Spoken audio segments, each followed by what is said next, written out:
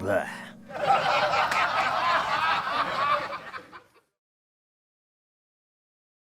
Here's the thing, though, and this is important to note. Howie was not stoked about this article when it came out. Howie saw that Legs posted this on Facebook and was not pleased and felt that things were taken out of context. I could see why. Like, these are really just sort of like pastiches of various stories. For some reason, because of all the police sweeps, when they raided all the dope houses, Eldridge Street became the only street where you could buy dope.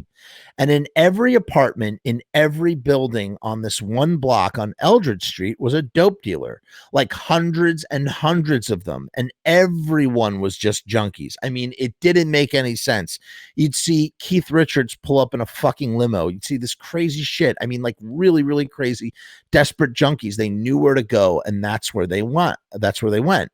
Everyone was there all the time, all day and all night. It was just a totally bizarre thing. We'd go there, we'd go into a storefront that was pitch black, and they'd shove as many people as they could fit at one time in the storefront, and then they'd shoo everyone else away. It would suck if you weren't the first person that didn't get on the line. They'd be like, look down at the floor, and there'd be guys with baseball bats, and if you looked up, you'd get your head beat in because the guy was going to deliver the dope. They didn't want you to see him, and they didn't want you to rip them off, so it was intense. Yeah, the Lower East Side burnt out buildings that were dope houses. You had to be careful that you didn't fall through a hole in the burnt down building. You'd walk up half a flight of stairs till there were no more stairs. The whole building broke in half. And then someone would lower a bucket from 2 flights up, and you'd put a $10 bill in the bucket, and they'd reel it up, and you just pray that they gave you something hard, because they didn't have to if they didn't want to, you know. They did usually, but if the cops came, you had to jump into a pit of rats at the bottom of where the steps ended, and the building is broken in half. It sounds really dangerous. For a while, there were these 2 guys who were robbing everybody, these giant prison muscle dudes, a black guy and a white guy, and they dragged me into an abandoned building and almost cut my throat with a giant knife, saying, "Where's the dope? Where's the dope?" I pointed in my pocket and they took it. Thankfully, they did not kill me. You know what I mean? Really scary people. This is okay. So this is Howie Pyro talking about going to cop dope with his dad. I was living with this girl, Marlene, who was a big junkie and a hooker, and she had all these scams that got her a lot of money, and she would buy us dope. We had a studio apartment on St. Mark's Place, like 8 people lived in it, just hookers and junkies, you know, and we'd all run upstairs when someone was coming to fuck somebody, you know. Then she had to do her thing. She was a hooker on 3rd Ave, and I was the lookout guy. Marlene would leave me these great love letters with dope taped on them.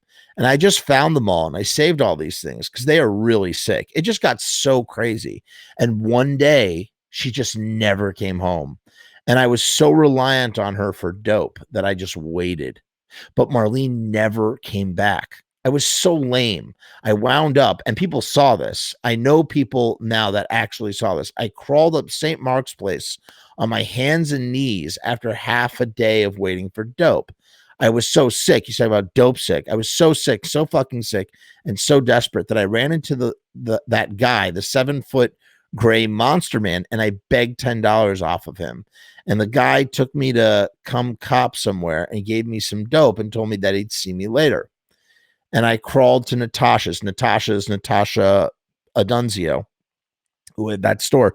Dave Street used to work at that store. I'll never forget this. I went into the bathroom at Natasha's and I put it in the cooker, and he beat me. He took my dope and gave me like a beat bag. And I just sat there and cried and cried and cried. It was really horrible. And I went to Eileen Polk's house, and she was so disgusted with me, she called my parents. Eileen didn't know what to do. And I mean, after she copped dope from me, which sucked, she called my parents, and she's just like, tell them.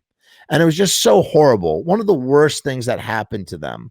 And I remember that until the day I die, you know. Wow, what a thing to say, Howie. He says, and I'll remember that until the day I die, you know. My dad just said, I'd have rather found out I had cancer. That's all he said. How that is really sad. They came and got me and took me to my first detox, methadone detox. That was completely weird and didn't really work and really intense, you know. Like the detox was closed. They weren't like now they're blah. They weren't like now. They were very few. It was Thanksgiving or some holiday. They were all closed, and my mom and dad were terrified to let me out of their sight. They came to Eileen Polk's house in the city, not where they wanted to go. And they fucking sat down, and I sat down, and I had to tell them I'm a heroin addict. And it was terrible, you know. Eileen made me tell them. I told my dad that I had to get high. And until the rehab thing, I mean, there's nothing else I could do. So he gave me some money and he said, how much do you need? How much is enough? I went down, I went downtown and I copped 10 bags of dope. And of course, I did it in 2 days and my dad was angry. He's a tough guy from the Bronx and he already knew what was going on. And I was shooting up in the house and they knew I was shooting up in their house. It was unfathomable insanity.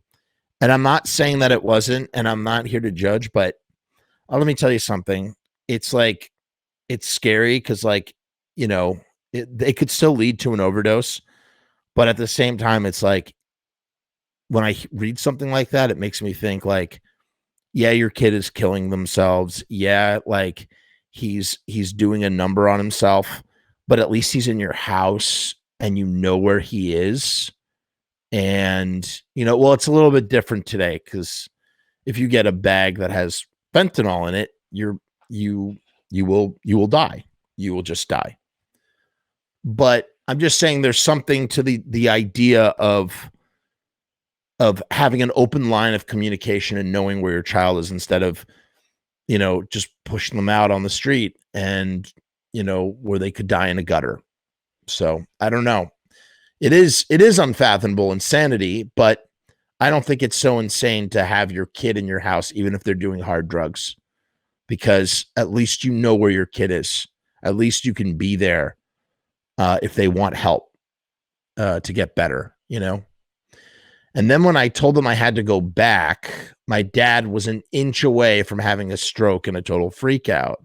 And this time my Uncle Chubby, wow, his dad's brother was Uncle Chubby. Uncle Chubby, my dad's brother, was my favorite relative ever of all time. He passed away like 10 years ago. He was a jazz musician and I always loved him. And he played with Benny Goodman and all these people. Uncle Chubby was like, I've had experiences. And I was like, bullshit. What do you know?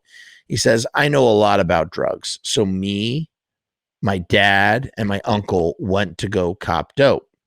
This is the most insane story. This should be in a movie. Yes, it should be, Howie, and it's a shame you didn't write the book that could be turned into the screenplay, you know? He said, so this should be in a movie, and this is so crazy. We went to cop dope on a day when someone was having an election, and they were like, there were these giant dope sweeps and dope busts everywhere. Everyone in the entire city was like zombies because no one knew where the dope was, and everyone was sick, and everyone was going crazy.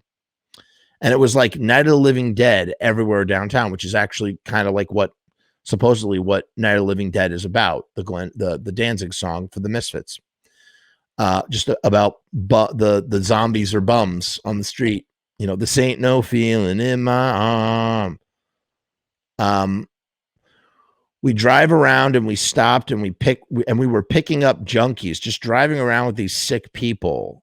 Then I'd see that guy, Mike, the giant 6'5" guy who beat me for dope the week before. And he looked like Frankenstein. This guy was so scary looking. He got in the car with me, my dad, my uncle, this giant freaking guy with gray skin. And we're all driving around. I mean, I had to get dope. I have hurt my parents so much, you know, I've broken their hearts. And this time my dad wouldn't give me the dope. And whenever I started to get really sick, my mother would dole me out one bag, which is so heartbreaking for them that they have to touch it. You know what I mean? And me scurrying to the bathroom with a syringe. I mean, it was just really awful. But I think it's good that Howie, like, later in life became aware of that. Some people don't. Some people like are oblivious and don't care that they're hurting their loved ones. but that doesn't seem, I mean, Howie seems very self-aware of that at this point in his time when he's telling these stories. So we drive to Brooklyn, and Mike, this really scary motherfucker, pointed at me and my dad and says, "Is this going on?" So finally, we all get dope in some burnt out building in Brooklyn, and people are coming up to my dad's car, fucked up, crazy people. But to say how much they love me, you know what I mean? When that's crazy.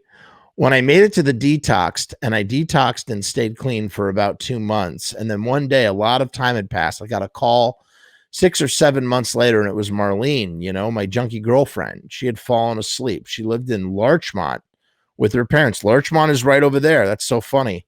Who had money.